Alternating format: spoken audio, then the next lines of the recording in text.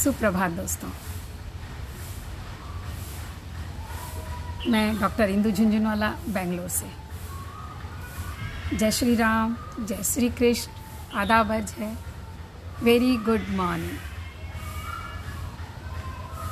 आज मैं थोड़ा 10 मिनट लेट हूँ।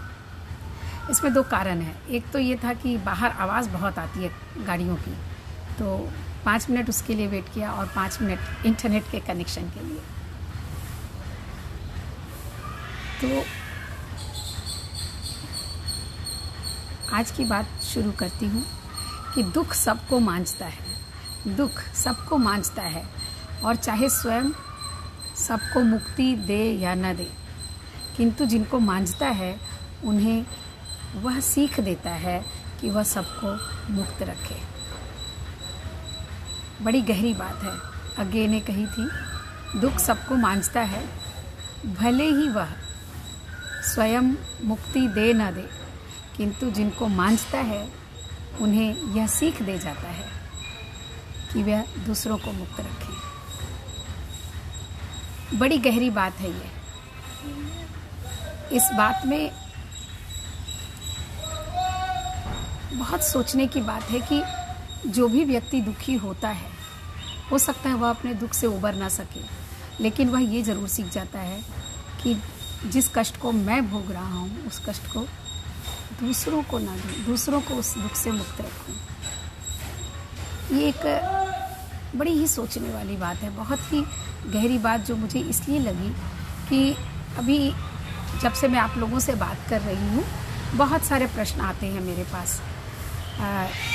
मैं जो कहती हूँ उसके लिए, या लोग जो जीवन को समझते हैं उनके लिए, या जो जानना चाहते हैं उनके लिए।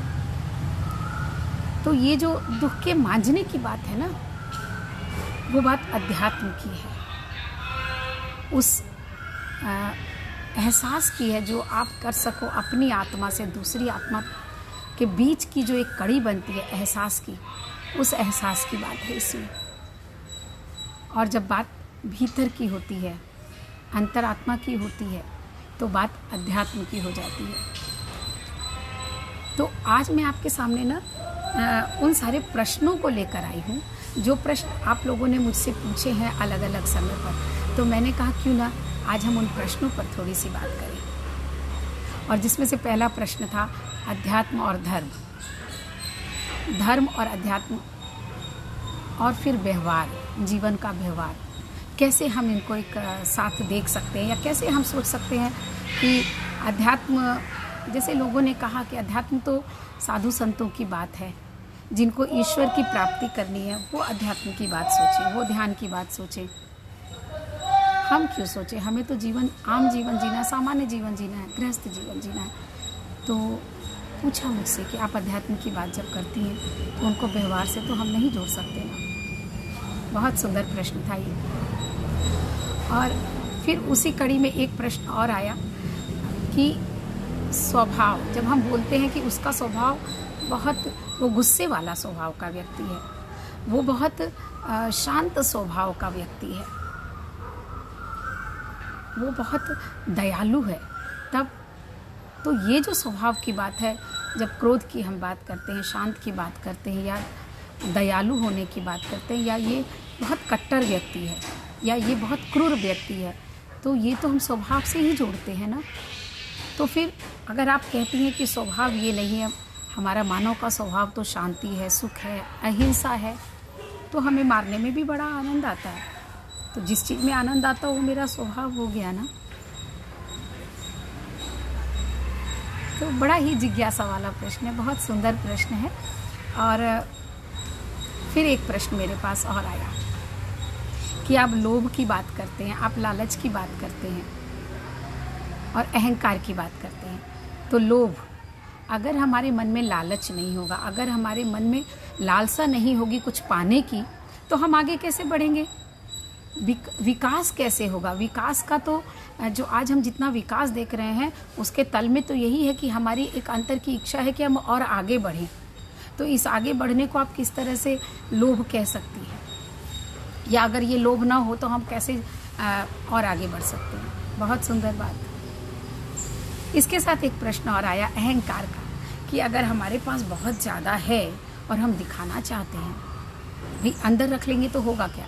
अगर हम बताते हैं किसी को तो ये हमारा अहंकार कैसे है? और कहीं ना कहीं अगर आपको अहंकार लगता है तो ये अहंकार भी ज़रूरी है, क्योंकि जिसके पास है वही तो अहंकार करेगा। बहुत अच्छी बात। तो ये प्रश्न थे, और उसके साथ जो प्रश्न आया कर्म और फल की बात भी आई, कि आपने जो कर्म की बात की कि कर्म करना चाहिए, अपने कर्म करो, फल की बात मत देखो। जो गीता में एक बात आती है ना कि कर्मण्येवाधिकारस्तु मा फलेषु कदाचन, माँ कर्म फल हेतु भूमा तेओ संगस्तवि कर्मणे। अब बात है कि कृष्ण ने कह तो दिया कि कर्म करो और फल की इच्छा मत करो। बिना फल की इच्छा के कर्म होता कैसे है, आप मुझे ये बताइए। बहुत सुंदर जिज्ञासा है ये भी। और उसके बाद जो कल मेरे पास एक प्रश्न आया, बड़ा ही ज़रूरी है आज के लिए वो प्रश्न था कि कोरोना के बारे में, कि ये जो कोरोना काल है, हमने इस कोरोना को 2 महीने 3 महीने तो फिर भी हम गुजार लिया हमने कि चलो कोई बात नहीं है। हमने सकारात्मकता से इसको देख भी लिया कि चलो आया है तो चला जाएगा, तो हम जो है बहुत अच्छी बात है कि चलो हम घर में रहेंगे, अपने परिवार के साथ रहेंगे, थोड़े दिन हम शांति को समझेंगे और आनंद लेंगे घर के अंदर। लेकिन अब बस हो गया है, अब अति हो गया है, अब मैं डिप्रेशन की तरफ जा रहा हूँ या जा रही हूँ। जिसने भी प्रश्न किया था, और ये प्रश्न एक लोगों का नहीं था, 2-3 लोगों ने किया। तो अब ना घर में रहकर ऊब होने लगी है, जीवन से जीने की चाह ही खत्म होने लगी है। एक व्यक्ति ने मुझे बताया कि उसे तो ऐसा महसूस होता है कि बस अब जीना ही नहीं है, अब उसे हर समय सिर्फ रोना आता है। तो कहीं ना कहीं एक मानसिक, जिसको डिप्रेशन कहते हैं ना, उसकी तरफ हम बढ़ते जा रहे हैं। तो ये प्रश्न भी बहुत वाजिब है। इतने ढेर सारे प्रश्न जब मेरे पास इकट्ठे हो गए तो मैंने सोचा आज इन प्रश्नों पर भी बात कर लेते हैं। और सबसे मज़ेदार बात ये हुई कि जब मैं इन प्रश्नों के जवाब ढूंढने लगी अपने भीतर, तो मुझे ना एक जगह आकर मैं अटक गई जहाँ मुझे इन प्रश्नों के जवाब जो है ना समझ में आने लगे। और वो एक बड़ी, जो कि मैं बात करती हूँ तो कुछ लोगों ने ये भी पूछा था कि आप अनेकांतवाद की बात करती हैं, आप अलग अलग दृष्टि की बात करती हैं। तो हम तो अपनी इन आँखों से जो देखेंगे और जो सुनेंगे और जो समझेंगे वही तो करेंगे ना। तो ये अंदर की आवाज़, अंतरात्मा की आवाज़ या अध्यात्म की बातें जो आप करती हैं, दूसरी दृष्टि की जो आप बात करती हैं, वो हमारे किस काम की है? बहुत अच्छी बात है ये सारी। तो ये सारी जिज्ञासा जो है ना मुझे ये बताती है कि हम सोचने लगे हैं, हम विचार करते हैं चीज़ों पर और हम खोजते हैं अपनी समस्याओं के समाधान। और जब हम समाधान खोजने के लिए आगे बढ़ते हैं ना तो हमें समाधान मिलता भी है, ऐसा नहीं है। मैंने कहा भी था ना कि हर समस्या जो है ना अपने साथ समाधान लेके आती है। अगर समस्या है तो समाधान है। जैसे ये सफ़ेद रंग है तो काला रंग भी है, और काला रंग भी उतना ही बड़ा सत्य है जितना बड़ा ये सत्य ये सफ़ेद रंग है। और जब ये दोनों रंग मिलते हैं ना तो जीवन की बात, सही बात समक्ष आती है, तब सत्य हमारे समक्ष आता है। जो मैं सापेक्षता की बात करती हूँ, सब कहते हैं आप सापेक्षता की बात करते हो, तो ये सापेक्षता है। सफ़ेद और काला दोनों को देखोगे तब आप जीवन को संपूर्ण रूप से देख सकते हो। हरियाली और पतझड़ दोनों दिखेंगे तब हम पूरे साल को देख सकते हैं और पूरे साल को जान सकते हैं। लेकिन समस्या कहाँ आती है, देखने की बात ही है। तो समस्या का जो सबसे मुख्य कारण बनता है वो ये बनता है कि हम एक कुएं के अंदर बंद हैं, कुएं के मेढक हैं हम, और हम समझते हैं कि ये पूरी जो कुआं जो है ना, ये पूरी कुआं ही मेरा दुनिया है। इस पर एक प्रश्न और जो किसी ने मुझसे कहा था कि जो आप ये धर्म और संप्रदाय की बात करती हैं और धर्म को आप मानवता से जोड़ती हैं, तो हम जिन धर्मों में विश्वास रखते हैं वो क्या है? तो इन सारे प्रश्नों के जवाब में ना थोड़ी थोड़ी शायद समय के हिसाब से जितने प्रश्नों के मैं आज जवाब दे सकूंगी ज़रूर दूंगी। तो लेकिन मुझे लगता है कि सारे प्रश्न एक दूसरे से इतने मिले जुले हैं कि शायद जो भी जवाब हो उसका, वो सारे प्रश्नों के उत्तर बन जाएगा। और वो किस तरह जुड़ा हुआ है, ये भी बड़ा रोचक सा है। तो आप देखिए, जो कुएं के मेढक की जो मैं बात कर रही थी, तो कुआं जब एक मेढक के अंदर होता है तो उसे लगता है ना कि ये मेढक, ये जो कुआं है यही मेरी दुनिया, और कितनी बड़ी दुनिया है, कितना बड़ा है, क्योंकि वो मेढक तो एकदम छोटा सा है और कुआं विशाल सा है, पानी से भरा हुआ, गहरा। तो उसे वो दुनिया अपनी दुनिया लगती है और उसे लगता है इससे बड़ी दुनिया तो कोई हो ही नहीं सकती। लेकिन वही मेढक जब उस कुएं से बाहर निकलता है तब उसे दिखता है कि अरे दुनिया तो इतनी विशाल है, आकाश तो इतना अनंत है जिसका कोई और छोर ही नहीं है। समुद्र के अंदर अगर उस कुएं को मेढक को डाल दो तो वो सोचता है अच्छा, इतनी बड़ी भी हो सकती है दुनिया। तो बस यही फर्क है हमारे सोचने का। हमारे सोचने की जो दृष्टि है ना, हम कुएं के मेढक की तरह सोचने लग गए हैं। और जब जब हम कुएं के मेढक की तरह सोचेंगे ना, तब तब ये जिज्ञासाएं हमारे मन में आएंगी, और जब हम बाहर निकलते हैं इससे तो इनका समाधान भी हमें खुद ही मिल जाता है। तो अब आप कहेंगे कि इसको हम धर्म और संप्रदाय पर कैसे लागू करें। तो संप्रदाय ना उस कुएं की तरह है, और धर्म जो है ना समुद्र की तरह और आकाश की तरह विशाल है। अब कुएं की तरह कैसे है संप्रदाय? कोई भी संप्रदाय जब एक खास समुदाय में सिमट के रह जाता है तो वो धर्म जो है संप्रदाय बन जाता है, और उसको संप्रदाय कहते हैं जो बाहर से बिल्कुल कट जाता है, जो ये सोचता है कि जितना सा आसमान मेरी मुट्ठी में है बस उतना ही आसमान है। और लड़ाई तब शुरू होती है, जो ये सारी लड़ाइयाँ हैं ना, ये इसी के कारण शुरू होती है, धर्म संप्रदाय की, जो आपस में धर्मों की लड़ाई है। तो ये बड़ी सुंदर सी बात बन जाती है कि जब हम निकलते हैं इन चीज़ों से, जब हम बाहर निकलते हैं, जैसे कि एक बड़ा ही सुंदर सा उदाहरण मैं आपको धर्म और संप्रदाय के लिए दे सकती हूँ, कि जितने भी हमारे संत हुए, जितने भी महात्मा हुए, जितने भी हमारे गुरु हुए, चाहे आप उनके जो भी नाम रख दो, जिस धर्म के भी गुरुओं के नाम रख दो, उन्होंने जो हमें दिया था वास्तव में वो धर्म था, वो मानव का धर्म था। उन्होंने पूरी पृथ्वी को, पूरे समुदाय को, पूरे मानव समाज को, और मानव समाज से आगे पूरे जीव समाज को हमसे जोड़ने की कोशिश की थी। तो उन्होंने प्रेम और सत्य, अहिंसा, ये उपदेश हमें दिए थे, शांति का उपदेश हमें दिया था।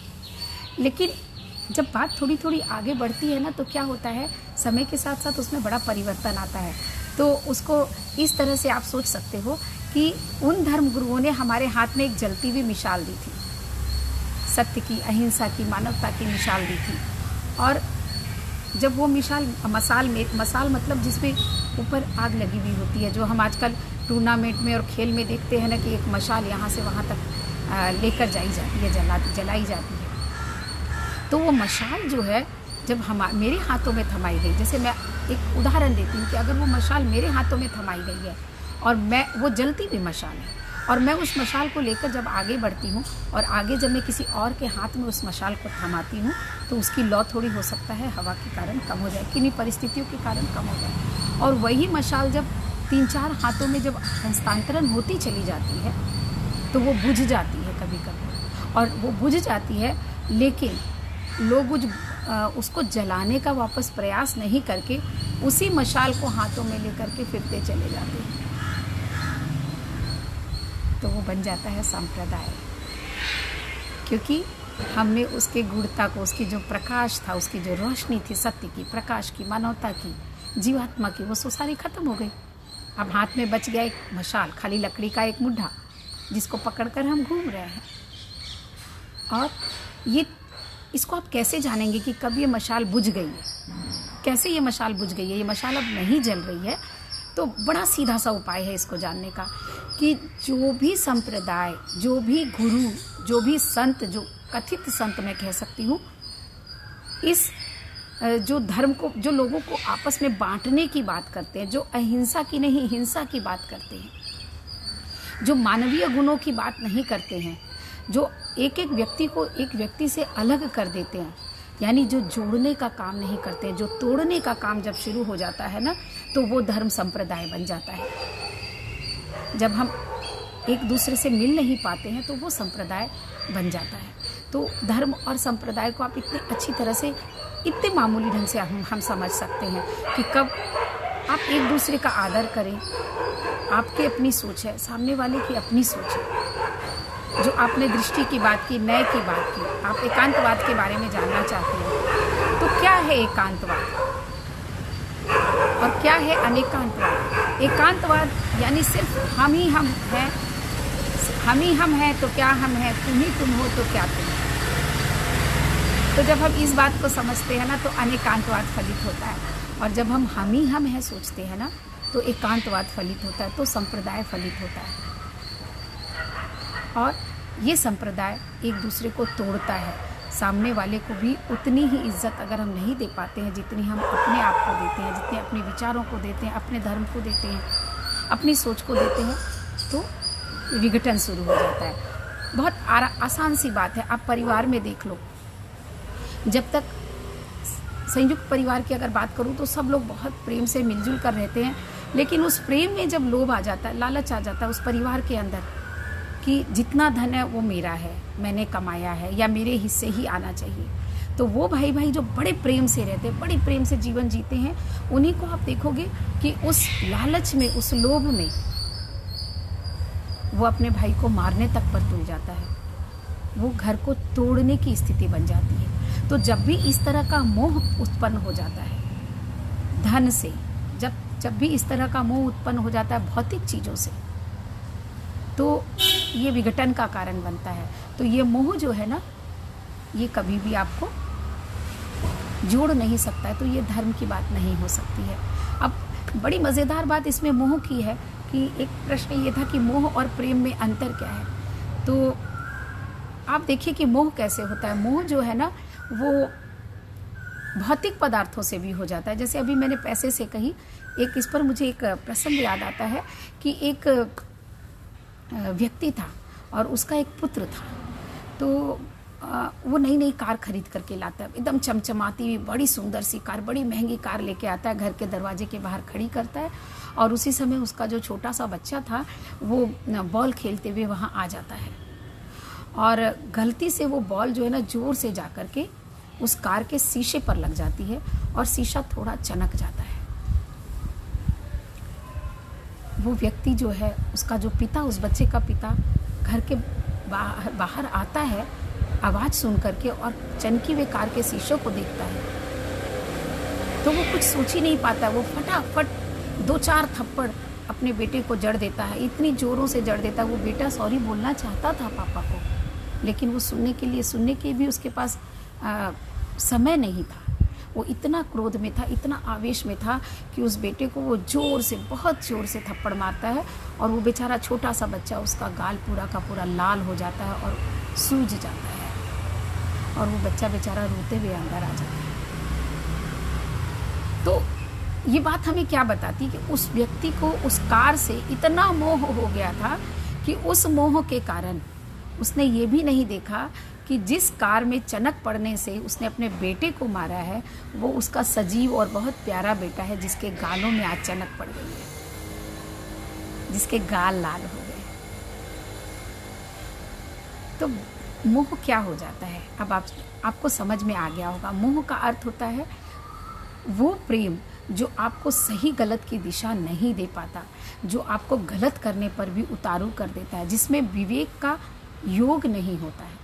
जैसे आप अपने बच्चे से इतना प्रेम कर लो कि उसको स्कूल भेजने के से डरो कि नहीं, उसको बाहर, घर के बाहर नहीं भेजूंगा, विद्यालय नहीं भेजूंगा, बाहर भेजूंगा तो कुछ एक्सीडेंट हो जाएगा, विद्यालय भेजूंगा तो उतनी देर में उसके बिना कैसे रहूँगा और उसको कुछ हो ना जाए। तो ये मोह है, ये प्रेम नहीं है। और ये मोह कब है? जब आप उस बच्चे के भविष्य के लिए नहीं, सिर्फ अपने लिए सोच रहे हो। तो जब हम सिर्फ अपने स्वार्थ की बात सोचते हैं, जब हम किसी चीज़ से इतना प्रेम कर लेते हैं कि विवेक खत्म हो जाता है, वो मोह बन जाता है। तो ये थी मोह की बात। और स्वभाव की जो आपने बात कही, जैसे क्रोध और अहंकार की, लालच की बात आपने कही, तो लालच ये निश्चित है कि जब तक आप लालच, मतलब आप आगे बढ़ने के लिए आपके सामने एक गोल होना चाहिए। लेकिन जब हम लालच शब्द का इस्तेमाल करते हैं ना, तो एक महत्वाकांक्षा अलग चीज़ हो जाती है और उसकी सीमा रेखा है। हर चीज़ की एक सीमा रेखा होती है। जब हम उस सीमा रेखा को क्रॉस करते हैं ना, जैसे मैंने कहा सत्य सापेक्ष होता है, सीमा रेखा क्रॉस होती है तो वो लालच बन जाता है।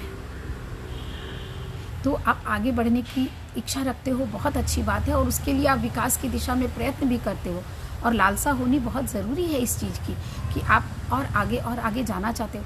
लेकिन उस लालसा में जब आप सिर्फ अपने बारे में सोचते हो, जब आप अपने आसपास के लिए नहीं सोचते हो, जब आप अपने पर्यावरण के लिए नहीं सोचते हो, जब आप अपने परिवार के लिए नहीं सोचते हो, तो वो लालच बन जाता है और तब लालच गलत हो जाता है। अहंकार की बात आपने पूछी। अहंकार क्या?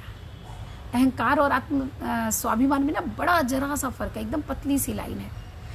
और मुझे याद आता है कि किसी ने मुझे बताया कि जो चीज़ आपके पास वास्तव में नहीं होती है ना, उसी का अहंकार होता है। जो होती है उसका अहंकार कैसे करेंगे आप? उसका किस चीज़ का अहंकार? वो तो है ना आपके पास, उसका दिखावे की ज़रूरत क्या? वो तो ऐसे ही लोगों को दिख जाएगा।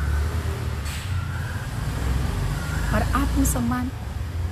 आत्मसम्मान होता है कि जब कोई आपको नहीं समझता है, जब कोई आपको गलत समझता है, और जब आपके साथ वो व्यवहार होता है जो नहीं करना चाहिए, वहाँ पर बात आत्मसम्मान की आती है। जो आपकी कोई चीज़ छीनता है, जो आपके घर में ज़बरदस्ती घुसता है, तब आप जब बचाने की कोशिश करते हो अपने आप को या अपने घर को, उस समय जब आप अपनी बात करते हो, अपने गर्व की बात करते हो, तो वो आत्मसम्मान होता है। जैसे हमें गर्व है अपने देश पर, तो हम अपने देश के बारे में अगर सोचते हैं तो ये हमारा आत्मसम्मान है।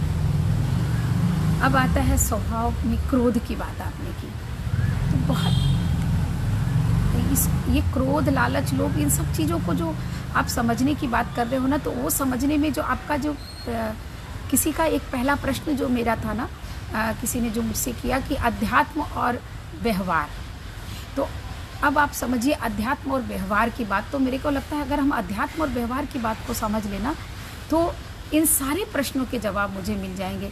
इवन कोरोना के जवाब भी हमें मिल जाते हैं अध्यात्म और व्यवहार की बात करने से। तो अध्यात्म की बात हम करते हैं तो अध्यात्म का अर्थ क्या है? जब आप अपने भीतर की आँखों से जब अपने आप को देखते हो तो वो अध्यात्म है, और जब बाहर देखते हो तो वो व्यवहार है। अध्यात्म और व्यवहार ये दो दृष्टियाँ हैं देखने की, दो नए।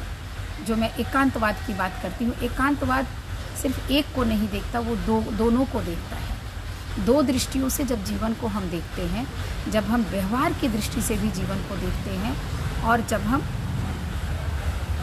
अध्यात्म की दृष्टि से जीवन को देखते हैं, तब जाके जब दोनों नयों से हम जीवन को देखते हैं और उसके हिसाब से जब हम जीवन जीना शुरू करते हैं, तो वो बन जाता है अध्यात्म पूर्ण जीवन। और एक्चुअली देखा जाए ना, तो अध्यात्म साधु संतों और पूजा पाठ की बात नहीं है। अध्यात्म की बात है उस सच को समझना जो व्याप्त है हमारे अंतर में, उस सच को समझना जो व्याप्त है इस पूरी प्रकृति में, और उसके हिसाब से जब हम व्यवहार करते हैं ना, तो बड़ा आसान हो जाता है जीवन जीना। तो इसमें एक छोटी सी कहानी मुझे राजा जनक की और याद आ गई, जो मैं आपको बताती हूँ कि राजा जनक के लिए कहा गया है कि राजा जनक विदेही थे। उनका एक नाम विदेह भी था। विदेह का अर्थ होता है बिना देह वाला, मतलब शरीर के होते हुए भी शरीर न हो, शरीर की बात न हो, उसमें शरीर का ममत्व न हो, शरीर का मोह न हो, तो वो विदेही कहलाता है। तो ये प्रसंग जो है बड़ा सुंदर है। बाहर आवाज़ हो रही है, आपको डिस्टर्ब तो नहीं हो रहा? तो कैसे राजा जनक जो है विदेही थे, कैसे ये बात कह सकते हैं कि राजा जनक इतने बड़े राजा थे, इतने सारे धन संपदाओं का उपभोग कर रहे थे, इतनी सारी उनकी रानियाँ थी और इतने सुख से वो जीवन जी रहे थे, तो फिर वो विदेही कैसे हो गए, फिर वो योगी कैसे बन गए? ये एक प्रश्न समझने वाला है। और अगर हम इस प्रश्न को समझ जाते हैं, इसके इस उत्तर को समझ जाते हैं, तो हमें अध्यात्म और व्यवहार की बात बड़ी आसानी से समझ में आ जाती है। बहुत आसान है उसको समझना। तो उसकी कहानी मैं आपको इस तरह बता सकती हूँ कि जब नारद मुनि ने इंद्र के साथ जब नारद मुनि बैठे हैं तो उस समय में कुछ साधु संत जो है वो आते हैं और वो कहते हैं कि महाराज आप कहते हैं कि राजा जनक जो है वो विदेही हैं, वो सबसे बड़े योगी हैं, लेकिन हम तो देखते हैं कि वो इतना विलासितापूर्ण जीवन व्यतीत करते हैं और आप हमारे लिए ये कहते हैं कि हम जो है विदेही नहीं हैं, जबकि हम तो सारा दिन जो है भगवान की भक्ति में लीन रहते हैं। तो आप मुझे ये बताइए कि स्वर्ग के अधिकारी राजा जनक हैं या हम हैं?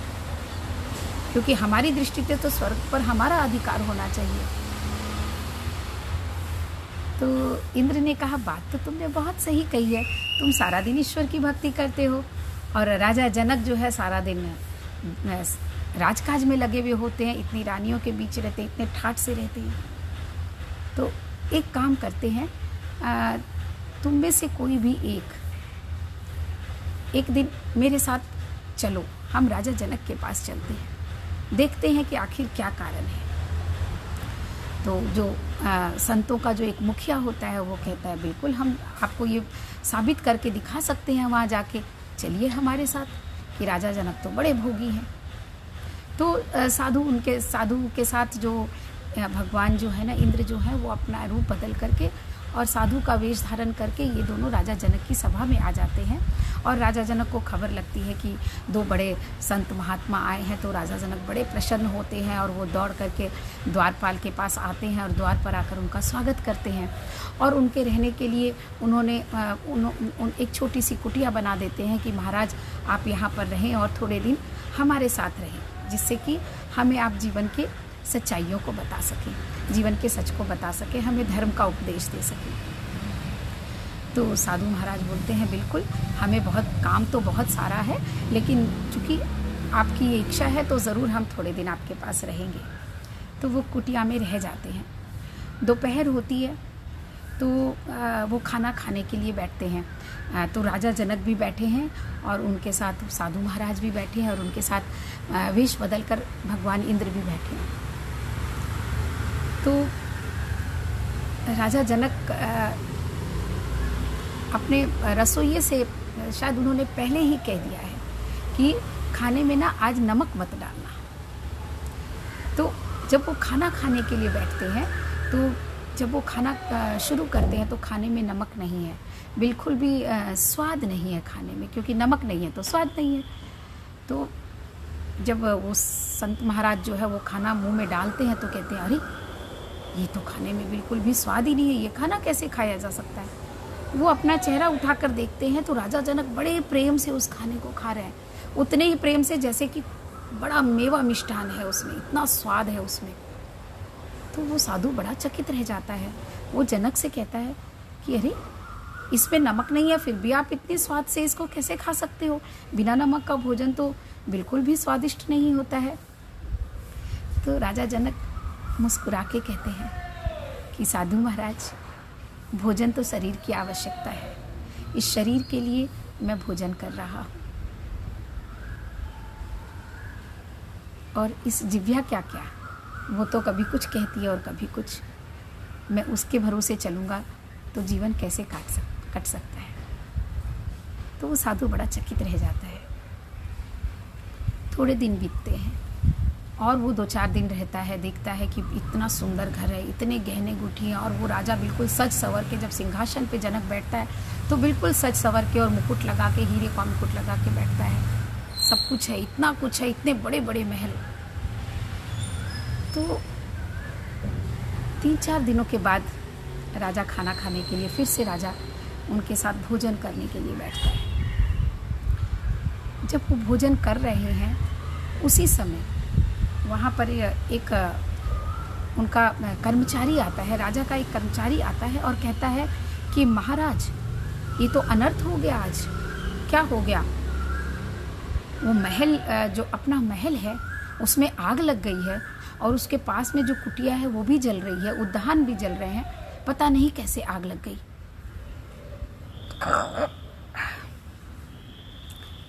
राजा जनक बड़े शांत भाव से, बड़े ही शांत होकर के उसको सुनते हैं और फिर वो अपना भोजन कर रहे हैं बहुत ही आराम से। लेकिन वो साधु जैसे ही सुनता है, अरे आग लग गई महल में, तो ये तो इतना कुछ है महल में, ये तो सारा जल जाएगा। लेकिन उसे महल के जलने से ज़्यादा फिक्र नहीं हुई।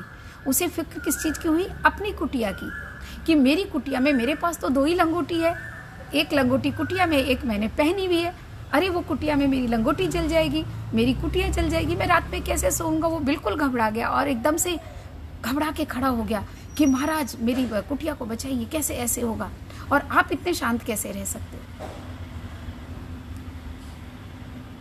तो उस पर जनक ने कहा कि महाराज आप तो बहुत दानी हैं, बहुत ज्ञानी पुरुष हैं, मेरे पास तो बहुत कम ज्ञान है, किंतु महाराज ये जो जल रहा है वो तो वैसे भी मरण धर्मा था, और वो लेकर तो मैं आया ही नहीं था, और न उसको मैं लेकर जाने वाला हूँ। यही मुझे प्राप्त हुआ था और यही चला जाएगा। तो जो यही मिला था यही खत्म हो जाने वाला है, उसके लिए मैं क्यों शोक मनाऊं? और उनका ये जवाब सुनकर भगवान इंद्र भी मुस्कुराए और उन्होंने साधु की तरफ देखा। साधु ने सारी बात समझ ली। उसे समझ आ गई कि जनक स्वर्ग के अधिकारी क्यों हैं और मैं क्यों नहीं। तो ये जो है ना, ये जो 2 बातें हैं ना, अध्यात्म की और व्यवहार की, जब हम व्यवहार के साथ अध्यात्म को जोड़ते हैं ना, तो जीवन इतना सुंदर हो जाता है, इतना आनंदमयी हो जाता है। बहुत देर हो चुकी है, बाकी कुछ प्रश्न रह गए हैं, उनको हम कल फिर से देख सकते हैं। बहुत बहुत धन्यवाद आपका। आपका आज का दिन बहुत शुभ हो, बहुत मंगलमय हो। आप अध्यात्म को व्यवहार से जोड़ने का थोड़ा सा प्रयास करें। शुभ दिवस।